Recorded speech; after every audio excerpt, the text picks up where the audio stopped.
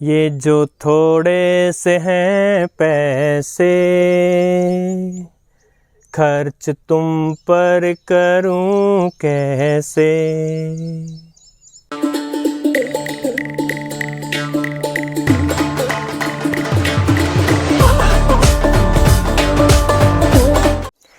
ये जो थोड़े से पैसे हैं किस किस रेडियो पर खर्च करूं, संभल कर खरीदूंगा, ज़्यादा पैसे नहीं लगाऊंगा। ये सोचते सोचते और ये रेडियोज़ की बाढ़ आ गई। 50 से अधिक रेडियोज़ का कलेक्शन हो चुका है अभी तक, और कलेक्शन बढ़ता जा रहा है, किंतु हर रेडियो को लेना संभव नहीं है। अब जब इतने सारे रेडियोज़ हो जाते हैं, आप में से भी कई साथी रेडियो का संग्रह करते हैं, या अगर आपने संग्रह नहीं किया है, एक रेडियो है तो भी 2-3 प्रकार की समस्याएँ आपके साथ आ सकती हैं। पहली समस्या कि अगर ये ख़राब हो गया, इनमें से कोई भी गड़बड़ आ गई, तो आपका रेडियो लगभग समाप्त समझिए, मैकेनिक से नहीं है। और यदि छोटे शहरों में कोई मैकेनिक मिल जाएंगे तो वो भी जो पुराने एनालॉग टाइप के रेडियो थे उन्हीं को ही ठीक कर पाएंगे। डीएसपी बेस्ड रेडियोज़ का सामान भी नहीं मिलता और वो ठीक भी होना बहुत मुश्किल होते हैं। दूसरा, एक बात आपको ध्यान में ये रखनी चाहिए, चाहे आपके पास इतने सारे रेडियो हों या एक हो, उसको समय समय पर निकालते रहें और चलाते रहें, बजाते रहें उसको। जब आप इन रेडियोज़ को बंद करके रख देते हैं, विशेषकर जो आजकल वाले जो मॉडर्न रेडियो हैं, और आप 3 महीना उसको चलाया नहीं, 3 महीना बाद आप उसको खोलेंगे और वो नहीं चलेगा, फिर आप कहेंगे कि कंपनी ने ख़राब रेडियो दे दिया। अब सबसे बड़ी बात, मैंने ये रेडियोज़ ही यहाँ क्यों रखे हैं, इनसे अलग भी रेडियोज़ हैं मेरे पास, लेकिन वो दूसरे रेडियोज़ जो हैं वो सब रिचार्जेबल बैटरी के साथ हैं। इनमें रिचार्जेबल बैटरी नहीं है, तो या तो आप इनको सेल्स से चलाएं, और सेल्स में भी जो ये छोटे वाले हैं, ये AA सेल्स, जो कि घड़ी में, जो आपके दीवार घड़ी में या फिर रिमोट में डलते हैं वो। लेकिन जो ये बड़े टाइप के रेडियो हैं, ये जो D सेल्स, जो बड़े वाले सेल आते थे रेडियो के, उन पर चलते हैं। सेल्स का ज़्यादा खर्चा नहीं लगे, इसलिए पहले मेंस 220 या 230 वोल्ट से चलाने के लिए रेडियो में इस तरह का कुछ सिस्टम दिया होता था जुगाड़, जिसमें कि इस प्रकार का जो है ये आपकी डोरी लग जाती थी, जो इधर से आपके वॉल सॉकेट में लग जाती थी, और जो इस साइड से इसका जो ये जो मेल टर्मिनल होता था वो इसका जो फीमेल टर्मिनल होता था वो इसके मेल टर्मिनल में लग जाता था। और उसके बाद चल पड़ा अडेप्टर वाला सिस्टम। अब इस अडेप्टर वाले सिस्टम में भी कोई यूनिवर्सैलिटी नहीं है, यानी कि एक जैसा अडेप्टर हर रेडियो में नहीं है, और एक जितनी वोल्टेज का भी नहीं चाहिए। अब आपके पास अगर अधिक रेडियोस हैं तो इतने सारे अडेप्टर कहाँ से लाएं, और अगर आपके पास एक रेडियो है तो भी जल्दी से ये समझ में नहीं आता कौन सा अडेप्टर लें।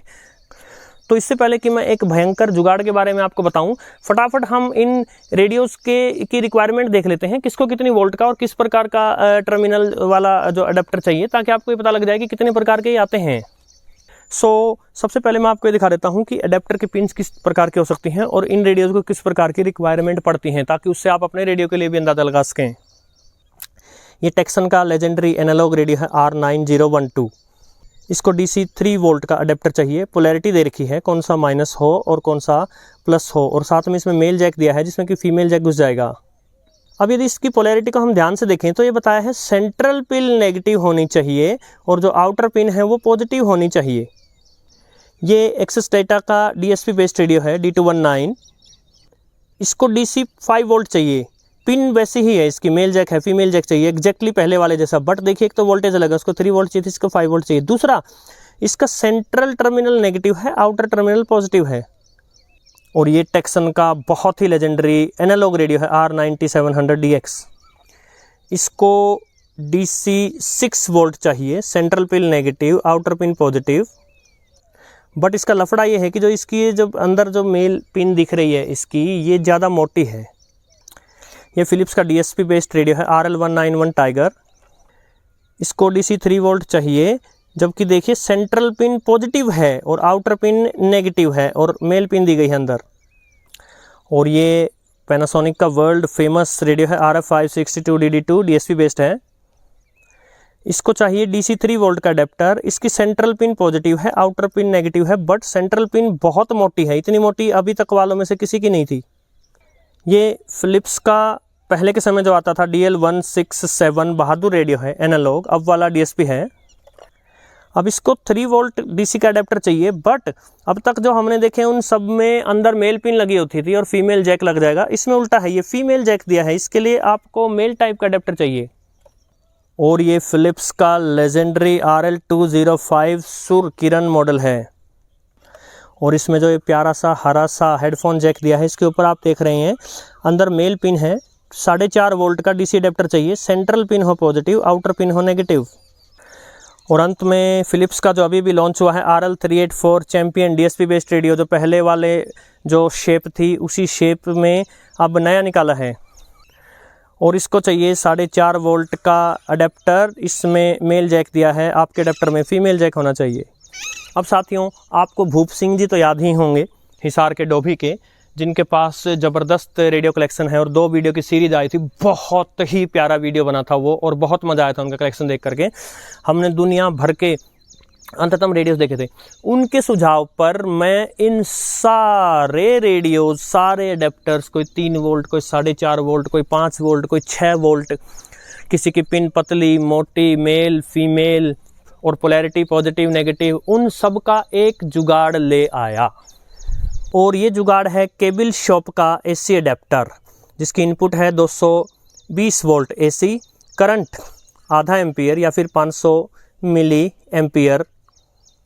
अब ज़रूरी नहीं आप यही लें, ये तो मैंने लिया है। आप अमेज़ॉन या फ्लिपकार्ट पर जा करके और आपको लिखना है मल्टी वोल्टेज AC अडेप्टर या DC अडेप्टर, इस प्रकार से लिखना है और आपको आपके आगे ये आ जाएंगे।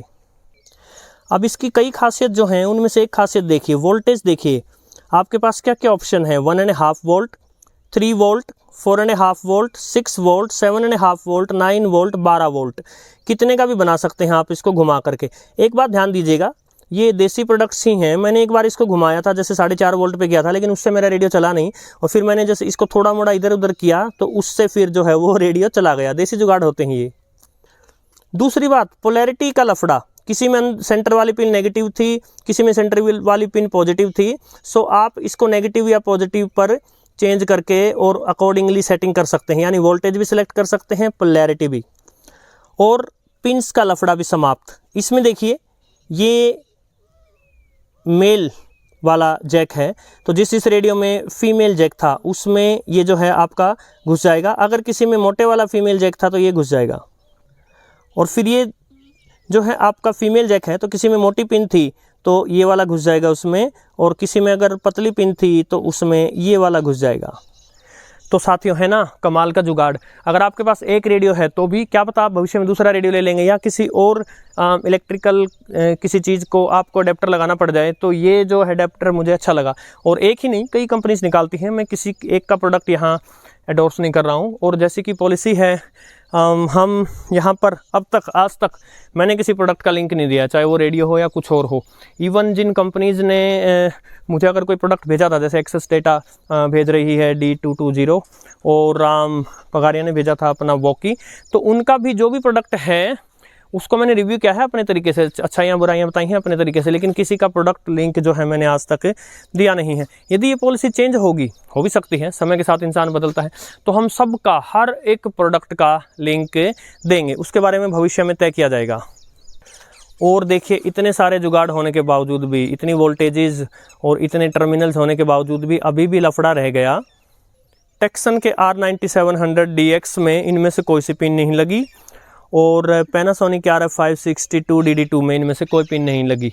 अब जो बहुत ज़्यादा स्पेसिफिकेशन जानते हैं वो तो सर्च करके देख सकते हैं। ऐसे में आपके लिए एक जुगाड़ और हो सकता है, आप अपने शहर की इलेक्ट्रिसिटी शॉप पे जाएं, अपना रेडियो ले जाएं, और वहाँ वो आपको उसकी पिन देख करके कोई ना कोई जुगाड़ बता ही देंगे। आशा है ये जानकारी आपको पसंद आई होगी साथियों। नमस्कार।